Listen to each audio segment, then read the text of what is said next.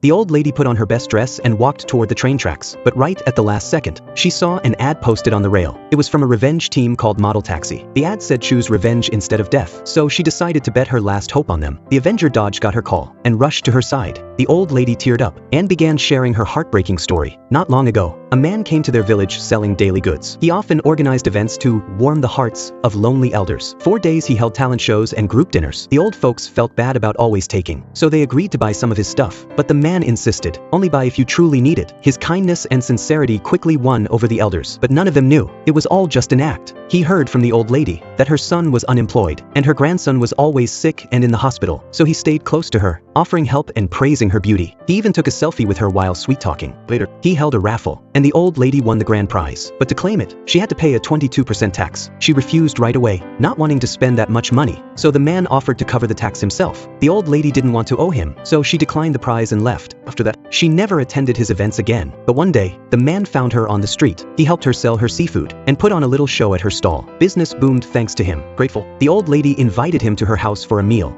He talked about his 5-year-old son, who'd been sick since birth and was always in the hospital. He said he was working hard to save up for surgery. His story touched the old lady, reminding her of her own family, so she offered to buy some of his goods to help out. But he said she didn't need to. Instead, he asked her for one small favor, just apply for a credit card in her name. He said he'd earn a commission, and it wouldn't affect her at all. Just cut it up when it arrives. After everything they'd been through, the old lady trusted him, so she signed the form.